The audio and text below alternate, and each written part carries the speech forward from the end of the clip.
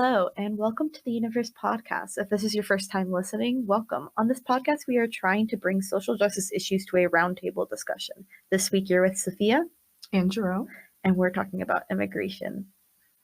I'm super excited about this conversation.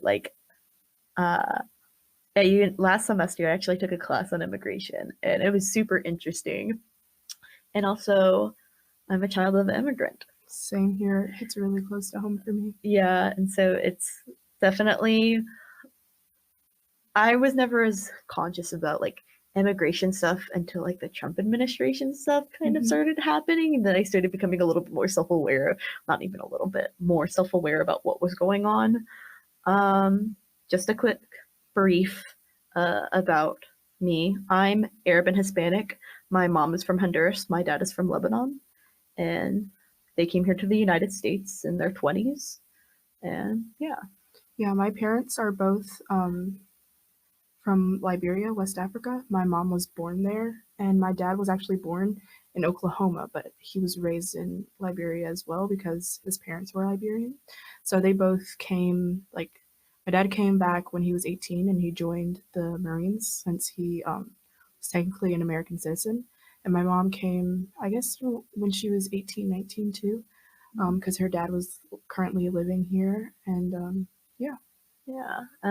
so this is definitely going to be pulling on a lot of personal experiences. So I'm really exciting. Before we really jump into the topic, I think it's important to define some certain topics, especially in the news media. I didn't really understand the difference between a refugee and asylee. I assumed they were sort of the same thing. But there are specific ramifications of what defines a refugee. It's generally someone who is forced to flee from their country because of persecution, war, or violence, anything that's super traumatic. Because their fear of being persecuted because of their race, religion, nationality, political opinion, or membership to some sort of group. And they feel as if they can't return home, so they're forced to flee. And an asylee is a person who goes to the country in which they wish to seek asylum, and they plead their case. An asylee is a refugee, but a refugee isn't always an asylee. So that kind of thing. It's still confusing, but I hope it's a better understanding. For example, a person who requests asylum in the United States is called an asylee. A person who requests protection while overseas, say a Syrian refugee, they're in Syria, and they say apply for asylum, or they apply to move to the United States because they're a refugee seeking and the United States accepts them. They're a refugee and now. So hopefully that those sort of definitions can help us define that a little bit better. And another thing that's, I think, really important before we start really diving into United States immigration topics, how immigration has sort of been defined within the past 100 years. Actually, in 1951, there was a refugee convention of over 140 nations. It was by the UNHCR. It's a UN organization to help refugees. And so basically what the convention was about was defining what is a refugee, and that it's all roughly 140 countries that signed it, can't take themselves out of it, and that it's the world's responsibility to help refugees, that you can't turn down a refugee. It's very bad to send them back, obviously, if they're being persecuted. And I think that's really important context because the United States is signed on to that, and it is international law considered. Right. So I think the first thing when we think about immigration, we think of the Trump administration right now. Yeah. But definitely the first words that I think about is the wall, ICE, and detention centers around the border specifically. Right. So. Yeah. I don't know if you've ever heard as much about ICE before Trump's administration, but I feel like ICE and just the whole organization, the whole process of deportation is constantly in the news nowadays. And it's kind of, I guess, scary, especially for anyone who is connected to immigrants in any capacity. It just feels as though, as the pressure from Trump's administration is bearing down on illegal immigration, and it just it kind of puts into question like what is Trump doing so differently than other administrations, and one might be surprised actually that Obama was his administration actually had a large percentage of deportations, and I know you could explain like the context of that actually. Yeah. So it's actually like I don't remember any of this growing up in high school, but Obama really had a nickname of being called our deporter in chief.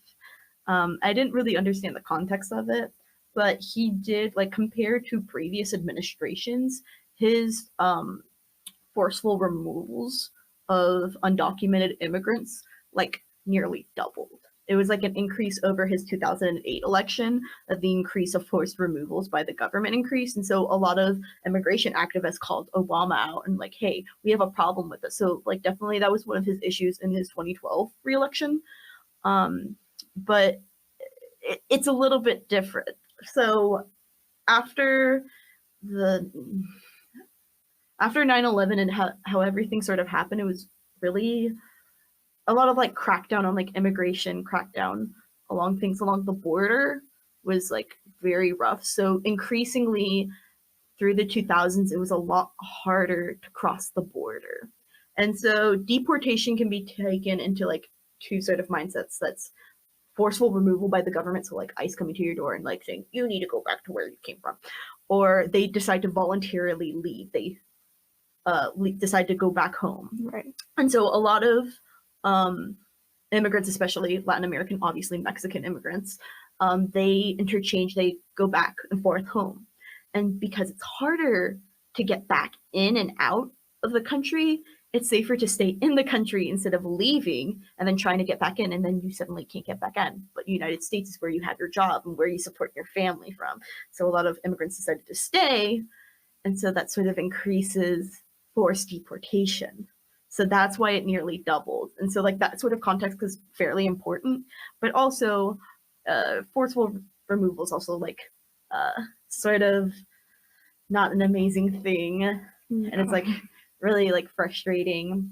Obviously we don't want like bad hombres to be in the country. I hate it makes me cringe because I can hear it in his voice. But so you're basically saying during Obama's administration, the percentage of people that were voluntarily leaving were down. Yeah. So the forced removal was up since there was just since there was more people that were staying. Yeah. And of course all that and like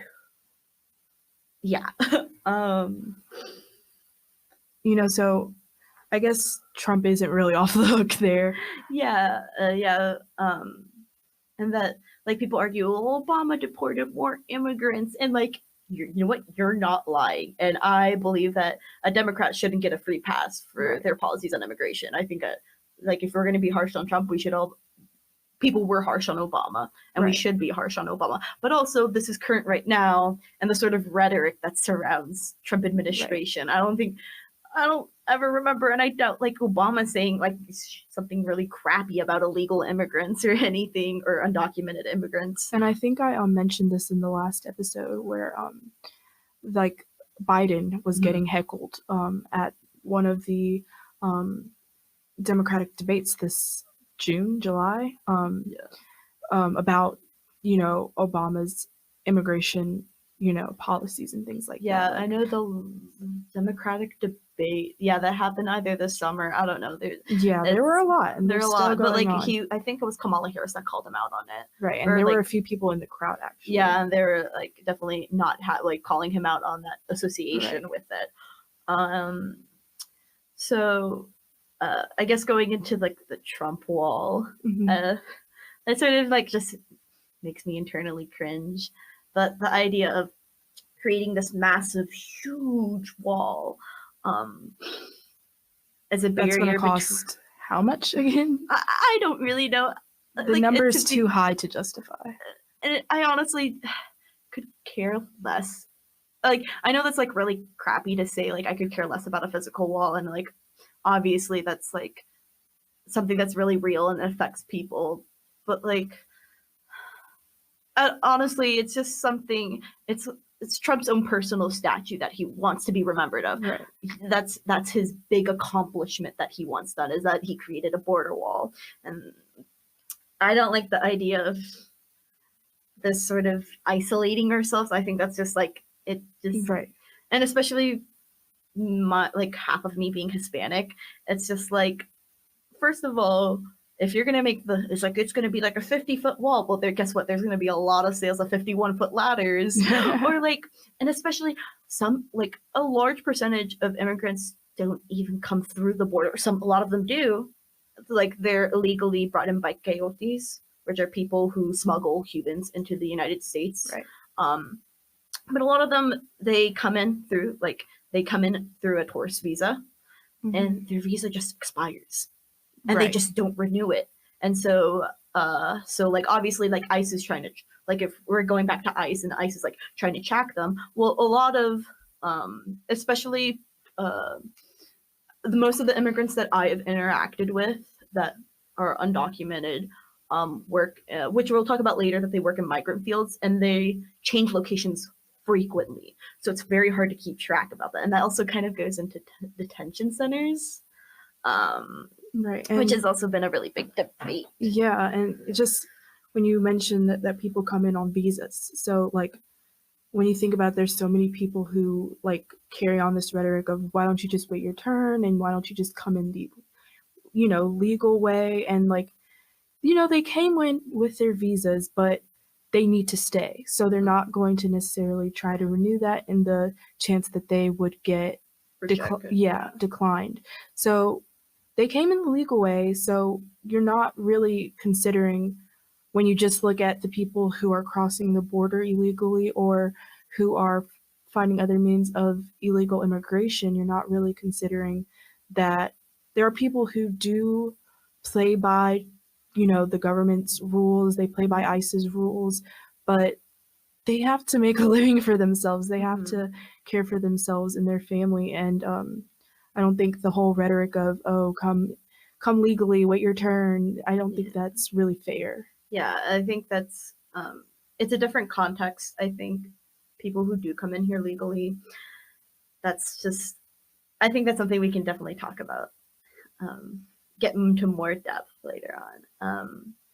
I think a big emphasis on like detention centers is the separation between family and children, which is like super scary, and a lot of people compare it to concentration camps, which they're not entirely wrong. Like if you're trying to like, what was it? Someone made a post. It was like, if you're trying to like define what a concentration camp is, and like that, like we've gone a step too far. And I do say like it's incredibly like, I would say shitty to separate children from like their families, and it's like something that's gonna scar a child for the rest of their life. Definitely. Like for me, like I was born in Texas, and like I was like a daddy's little princess or whatever, and my dad had to move to North Carolina because of his job, and so he could only visit twice a month, and I was scarred for, I don't know, that still scars me for life. I have like what's the word?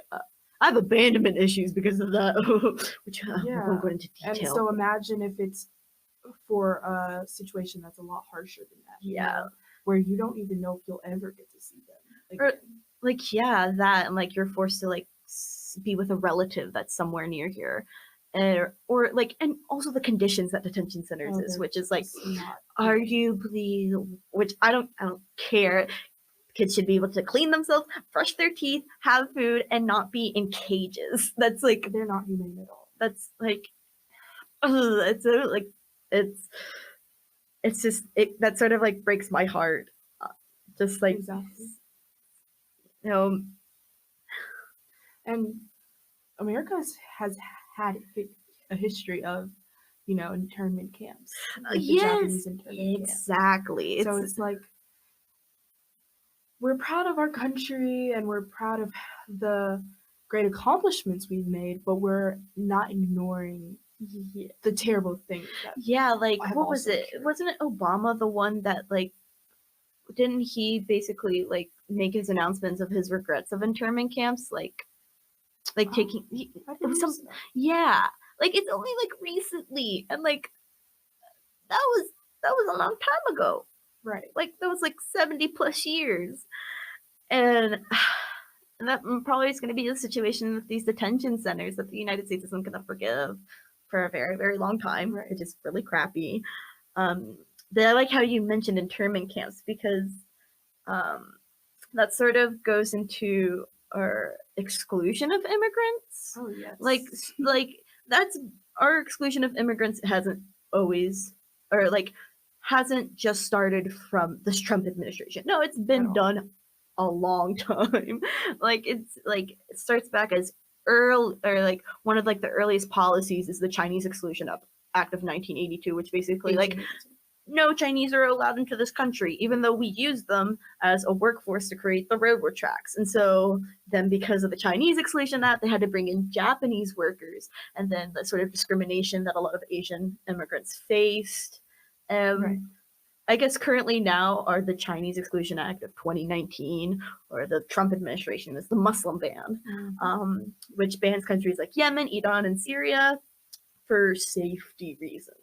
I know it's not called a Muslim ban anymore. I don't know what it's called. It's like been changed like 4 times, and it's not a Muslim ban anymore. It's, I don't know, for safety or whatever. Either way, it's like the United States has a particular idea of what sort of immigrant we want, right, and that it has to play by certain rules, and yeah, and that's like really frustrating to me, especially like when you think about immigration from like World War II. A lot of like Eastern European countries coming in, and they were fairly discriminated. A lot of Italians, Polish, other Eastern, like Russian immigrants that were coming in were discriminated against because they were thought of being as lower human beings. Right.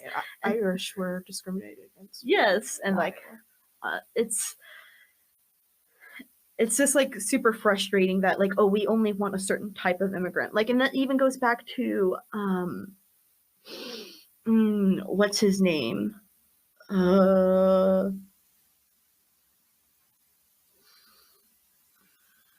Someone close to the Trump administration. I don't remember what was he affiliated with, but he was in an interview with a journalist, and they were talking about immigration, and the journalist mentioned the poem on the Emma Lazarus poem on the Statue of Liberty. Give me, what is it? Give me your huddled masses, like, can't remember the poem. We're gonna start that over again, and hopefully Morgan can edit this out.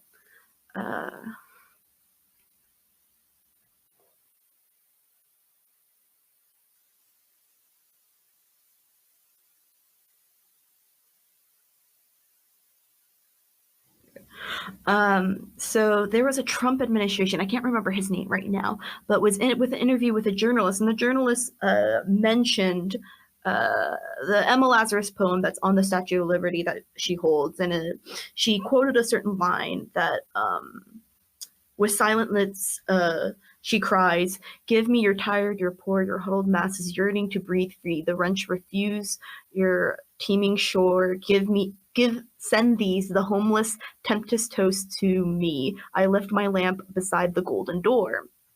And so it's basically describing this immigrant, what some immigrants face. And so he responded, he was like, yeah, give me your tired, your poor, those that can stand on their own 2 feet.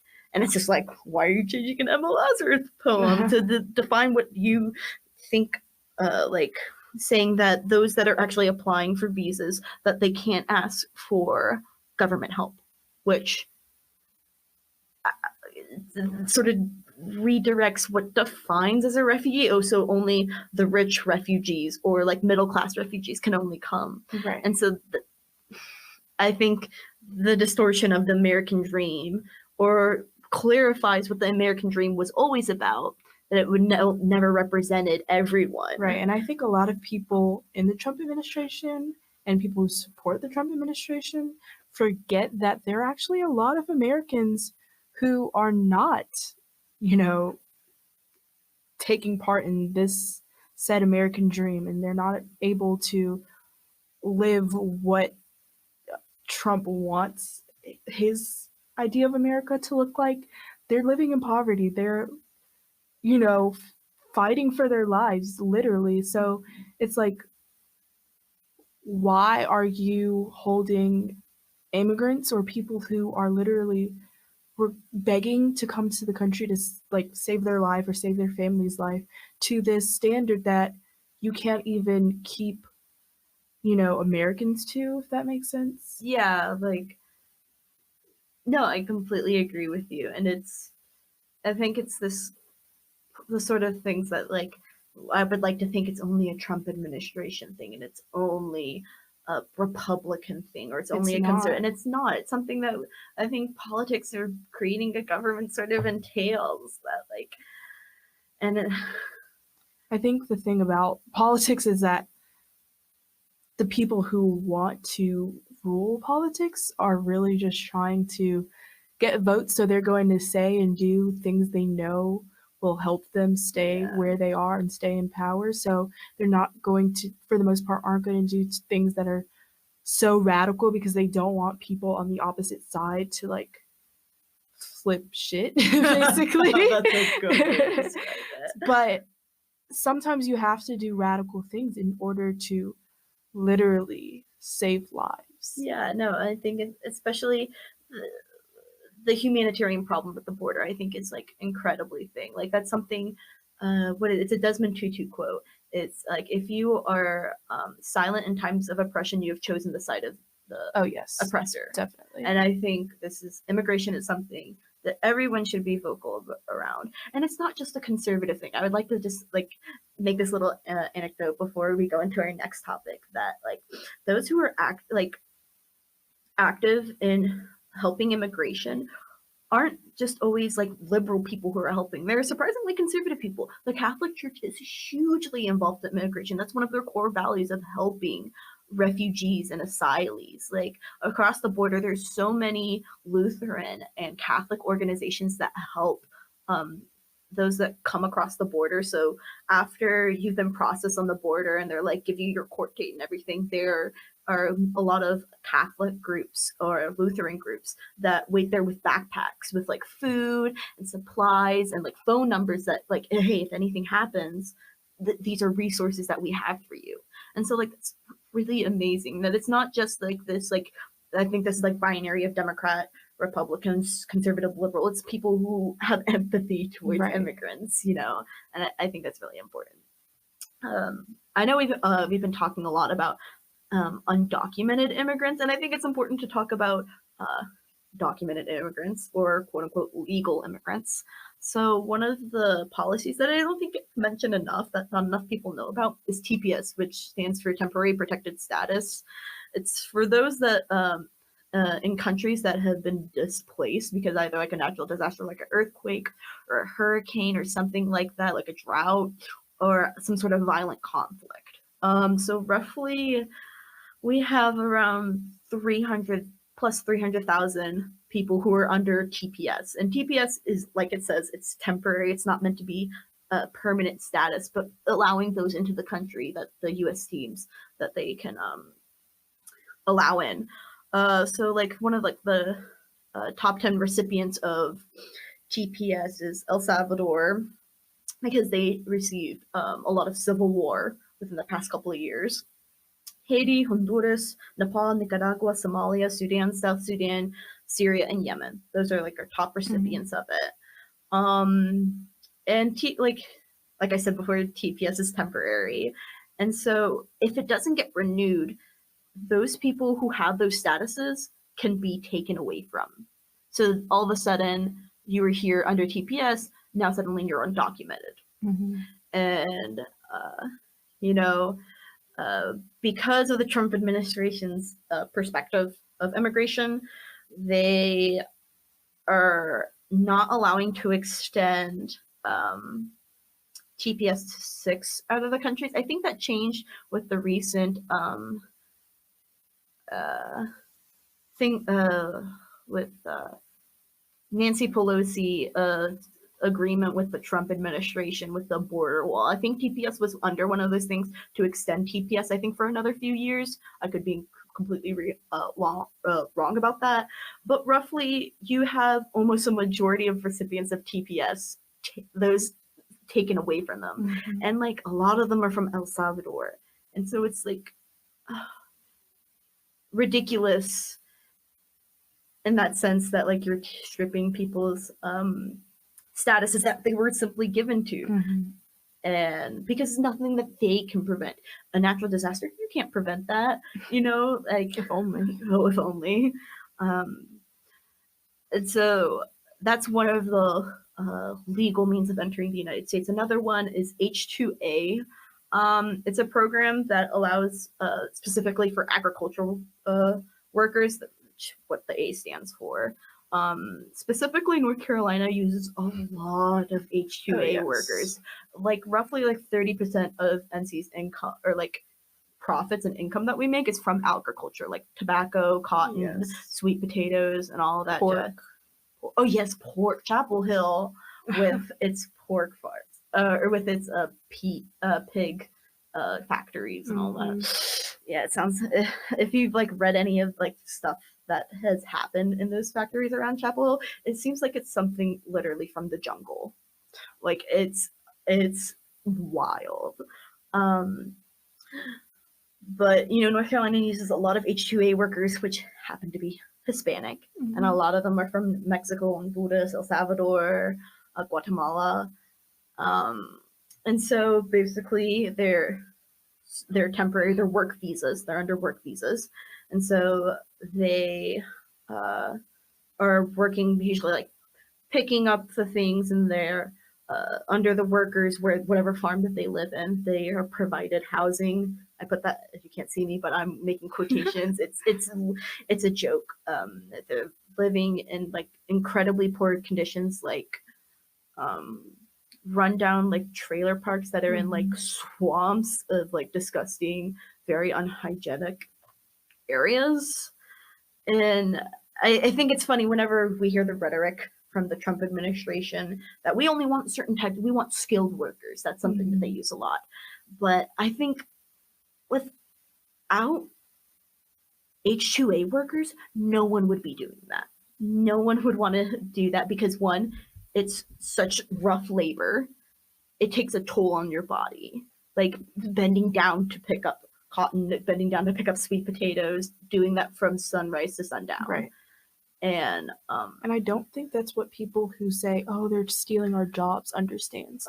Because these people are not being awarded, you know, the position of a like Fortune 500 CEO. They're not given those jobs. They're given the jobs that literally nobody should have to endure. And that's what people just aren't getting, which I hate. Again, a lot of the rhetoric around immigration is just god awful because nobody has taken the time to say, let me actually understand what's going on in these people's lives and how it's affecting me, even though, you know, it doesn't matter. Like, even though I don't matter in this equation, let me at least try to see how it's actually affecting me rather than thinking, oh, they're, you know, taking our jobs and they're bringing all this illegal activity to our country when there's already a lot of illegal activity going on in this country. Let's start there.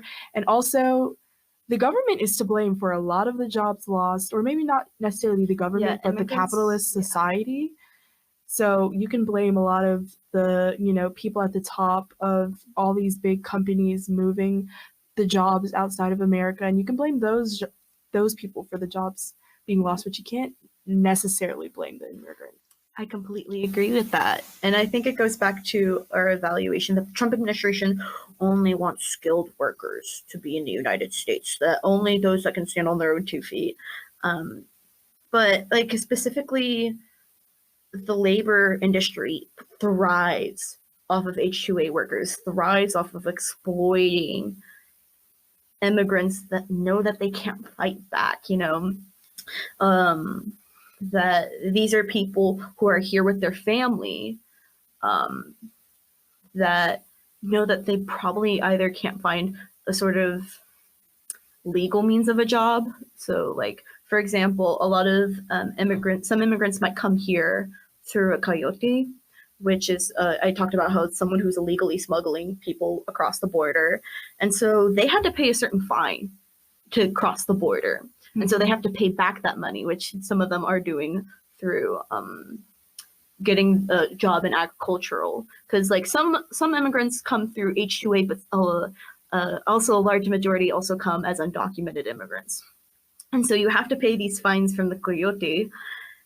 And if you speak up at your job, because like these jobs have absolutely terrible conditions, living conditions are crap, and you're treated like crap, and you work from sunrise to sundown, and you can't really say anything about it because you know the second that you do, they're either gonna cut you out to ice, or they're gonna be like, fine, we'll find somebody else to fill your job, because there's plenty of people in Mexico or somewhere else that will happily take your job. And so you have to pay that debt to the coyotes. And so they're gonna find other means for you to pay that money, whether it's I know a lot of them, coyotes are involved in sex trafficking, exploiting women in times of need in order to pay back that money. And so obviously if like you're someone who is here in this country with your family, you don't want to put your family through that sort of stress. And I think that's not even just an immigrant problem. That's like anyone. You want to provide for your family. And so that's a very stressful thing. But also, even if it's just a single worker that's here through H-2A, a lot of them aren't just like single men or single women. They have a family back home that they have to send money to. So they send money back home in order to pay the bills at home for their children, and they don't get to see them often. And so like that's sort of frustrating. And right. It's like this sort of cycle of like exploitation that they can't really do anything about, and it's all considered legal. Right. Yeah. And like I definitely understand like on my mom's side, but also my dad's side. My mom, we definitely still send money back home. Like I know when my uncle was dealing with prostate cancer, my mom was sending back home to help fund for his chemo. And that I'm not sure if it's like a universal immigrant thing, but it's kind of like expected if like you have family back home that you send money back to them. Yes, and that's definitely the case with my parents. My mom sends a lot of money back home for her niece to go to school, and that's not something that's really considered by a lot of people. They get that these people are looking for jobs, sure, but they don't get that they're like not just supporting themselves or not just supporting their immediate family. They're supporting a lot of people. Like a lot is riding on them. Yeah. And it's this idea that immigrants are only here to benefit the U.S. economy, and that there's no other aspect, that they aren't actual like humans. They don't have their own autonomy and their own personal agenda, and that it's whatever benefits the United States. And I think that's a very selfish standpoint for a country. And like, of course, like this, like, I think this like far leftist idea of open borders, which I don't agree with, an open borders policy. I'll explain why. It's, first of all, you need some sort of form of organization. I think open borders can easily, again, promote a lot of coyote illegal activity, because guess what? It's still going to cost money to cross the border and it's that sort of free reign. And you have to keep track of it. And so I don't agree with that sort of open border policy that not a lot of that, like some people very far on the left like talk about, but I 100% want this accessibility to legal forms of immigration, of legally coming here. You shouldn't have to wait 20 fucking years in order to get like a visa here, and which is, I think, gets into our very last topic, this idea of waiting for you to be wait your turn in order to come here legally, that you shouldn't come here illegally. I came here illegally. Like some immigrants feel like I came here legally, you should be able to too. And both of my parents came here legally. They both were through an international program through Louisiana Tech. My father applied for his undergraduate in engineering, and my mother also applied to Louisiana Tech, and that's how they met. That's how they got married and fell in love. Well, I hope they fell in love and then they got married. But yeah, that's how. So they originally came here through student visas, and at the time, which was mid '80s, late '80s, late '80s, after you have graduated. After you have had your student visa, you are allowed a 1 year's worker visa. And you, within that year, you find a job in the you either go back home or you find a job within the United States. And every year they renew your worker's visa. And my parents, I think in the mid 90s, decided that they weren't planning on returning home. And they decided to apply for a legal permanent residency, and they were allotted. And then my father became a U.S. citizen first in the early 2000s, and then my mother became a U.S. citizen in 2005. Okay.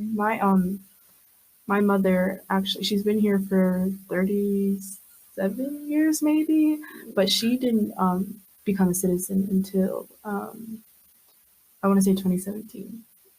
So, but she's been a legal resident because she was married to my father, who's an American citizen. Yeah, so both of our parents have come in ways of, or like in case of your mother or both of my parents, through documented ways. And so, my parents were lucky through student visas that they were allotted.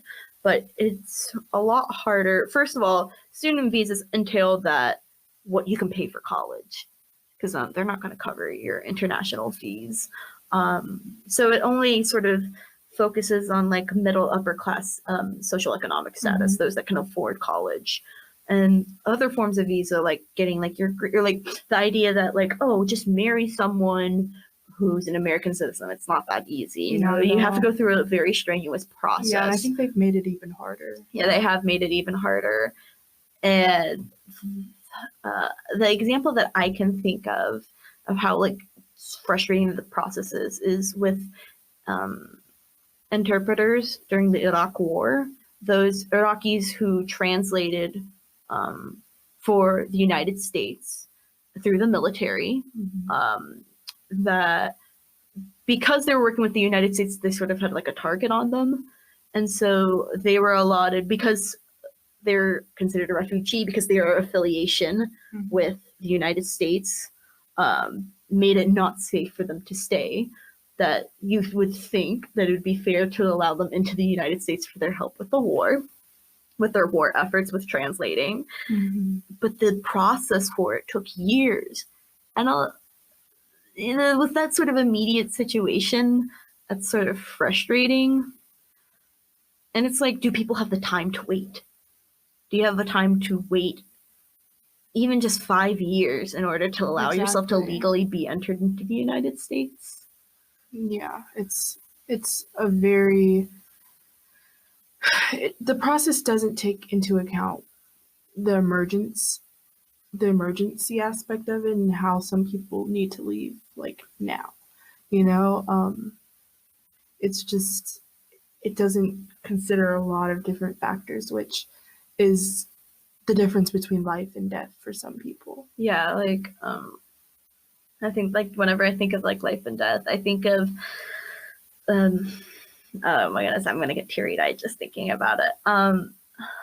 The Hispanic father and young daughter that tried crossing the river and were drowned trying to cross it. And like, I know that's such an emotional way to go about it, immigration, but that's probably not the first time, and it sadly won't ever be the last time that it will happen. But it's like, I don't know, if that doesn't light a fire under your ass, I guess you just don't really care. And like, Yeah. that's sort of, I guess, I never expected the Trump administration to care. I never expected other certain people to care because, it doesn't personally affect them. It doesn't Right. personally benefit whatever. But is it like,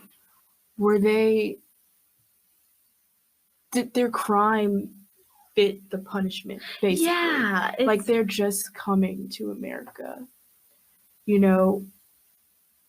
Does that justify extreme measures? Yeah, and I think that's the personal question that we all have to ask ourselves, is that, are we really going to allow people to not enter the country because, okay, cut that out, Morgan. Are we not going to allow people into the country because they can't afford it, they can't afford like the legal measurements of it, and that they know the process will take years and their emergency is fairly immediate? And like, if you don't want illegal immigration, you know what? That's like, I know I said this in our last podcast when we were talking about abortion rights. You don't agree with abortion, that's fine. You don't agree with illegal immigration, that's fine. I'll heavily disagree with you on that. But you need to create easier forms of access to legal migration. And then it settles into the problem of the United States only wanting certain immigrants, that we only want white immigrants. That's the standard. We don't want brown people, like we don't want Muslim people, we don't want Hispanic people, we want people who high skilled workers. We only want those who won't need government help. Yeah, so it's an innately racist. It's innately policy. Racist. It's innately like classist. It's an innately xenophobic way of like perceiving it, that we only want people who can simply fit into our society. And like, from like when I grow up, from like when I've always grown up, like thinking about the American dream, about this person who started from nothing and became something. I like to think that's the story of my dad. So I guess this is going to be a little bit personal, but I think this is a good way to sort of wrap things up. My father was born in Lebanon. He basically became of age. He turned 19 during the start of the Lebanese Civil War. So to give a little bit context to that, the Lebanese Civil War was basically between Muslims and Christians over who was going to rule the government. Basically, at the time, it was mostly roughly 4/5 of the government was ruled under Christian kind of authority. Was ruled that, and like 30 years previously, they had a flood of Palestinian Muslims entering the country due to the Israeli Palestinian conflict at the time. And so you have all of a sudden this shift in demographic, the people who are outspoken that like, hey, I'm not represented in this country. And so you started like a massive war. It's also incredibly complicated. It's not like the American Civil War. There's no good side to this. Many killed each other. Roughly 1 million people were displaced by it. My father wasn't displaced by it, but he was forced to fight in the Christian militia for the war. And, he doesn't really talk about it. I'm not sure if like, do your parents ever talk about like their life back home or like their experiences back home? My grandfather, he lived through the Civil War that occurred in Liberia at the time. I believe he fought in it, but I don't think there was direct war going on during my parents' time there. My parents are like, I think a lot of Liberians, I don't want to generalize, but a lot of Liberians are like really big into politics. So they talk about politics all the time. So that's one thing. But yeah, my grandfather doesn't really talk about the war much. So I don't have the most information about it, but it's definitely something that he's lived through. And obviously, if he were to live in America at that same point, there was segregation, and he was born on like he was born in 1945, so World War II was already over, but there was still segregation and the civil rights movement and things like that. So that was also going on in his lifetime because he had come to America for trade school. That's why my father was born in Tulsa, but ended up growing up in Liberia because my grandfather was in trade school in Oklahoma at the time. Similar to your grandfather not wanting to talk about the war, my dad, it's only in the past couple of years that my dad's actually opened up about talking about it. He wasn't one of the people who like fought in the forefronts of the war. He was part of like the police organization was the best way he described it. And so he saw a lot of like Muslim camps in the way that the Christian militia treated people in the camps. From what I assume, he saw a lot of mistreatment of people,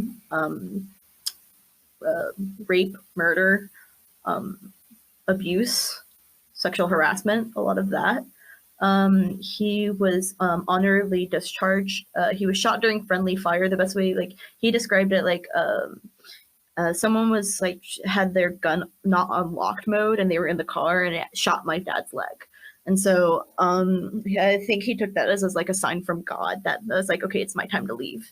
So like he took his money, and the reason he was in the Christian militia wasn't because he wanted to. Is he was the first son, and so he had to provide money for his family, and his family grew up very poor. And so my dad left Lebanon and moved to Saudi to work for 2 years to raise enough money and applied for school in Louisiana. And so that was like his sort of American dream.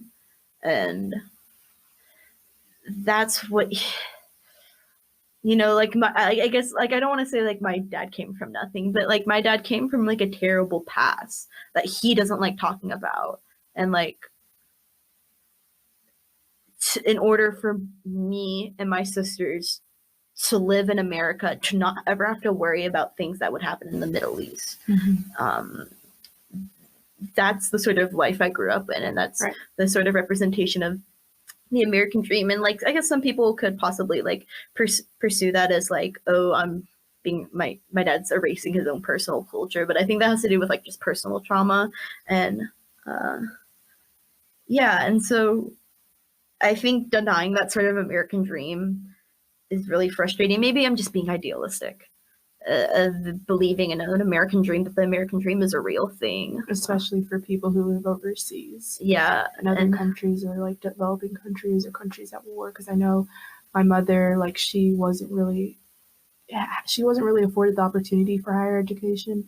So she like, really makes sure that me and all my siblings like take education so seriously, and she just sees the value in it. Both my parents do, because they just didn't get that opportunity themselves. So I know that's another thing. It's just when you really look at an immigrant's life when they were, in their home country, it puts into context why they see this whole, again, American dream thing as ideal, because they're like, okay, I went through this, but I don't want my children to go through the same thing. I want them to maybe have the American dream. Yeah, and I don't think any person would want to deny somebody that. And but I guess since there are people who see it as getting in the way of their American dream, they have no issue saying no. Yeah, and and I think it's a very true aspect that there are Americans who aren't living the American dream. So they decide that immigrants can't have their American dream until I have my American dream. But nobody's going to get it at that point. And maybe just the American dream is just a capitalist illusion. No, I agree with that. And proletarian revolution. But I don't think I would hope to think that no one would want to deny that American dream to people. But of course, there's ramifications to what the American dream entails. And I just really hope that there is this shift that I want to realize that there not only are benefits to having immigrants here, but just seeing the worth of immigrants, that they're also humans, that they're just like you, they're also struggling as well. And that you can create a community with immigrants. Like, that's what I hope the future is. And I know, like, it's crappy to think about it in this way, but I know that's not going to happen in the next 10 years. We're going to be dealing with this, like, sort of Trump rhetoric for a very long time. Right. And, like, that's just, like, I guess that my American dream is hoping that, like, when immigrants come here, that they feel welcome in communities, and that most people can just see people's humanistic values. Yeah. And empathy. Yeah, empathy. You know, I think we always get so divided in this, like, binary system of, like, politics, but also, like, conservative liberal values, that I feel like Empathy is lost. Like, yeah, this sort of empathy for each other is lost, and this understanding of wanting to hear each other out. And maybe that's sort of the theme of whenever we're talking about hearing each other out. And yeah, you know, well, I hope you guys have really enjoyed this. That's the end of this episode, but hopefully not the end of this discussion. I know we probably didn't hit everything talking about information. Yeah, you know, I know there's probably a lot of things you probably wanted to hear from this that we didn't talk about. You know, be sure to research some of the points that we presented in this episode, or some of the points that we didn't talk about in this episode. And feel free to shoot us an email at theuniversepodcast@gmail.com. That's the universe, UNIVERSED podcast@gmail.com, with any questions or even just topics about that we talked about in this episode. They may get answered in our next episode. Well, this is Sophia and Jorelle, and this was production by Morgan. Stay verse, y'all.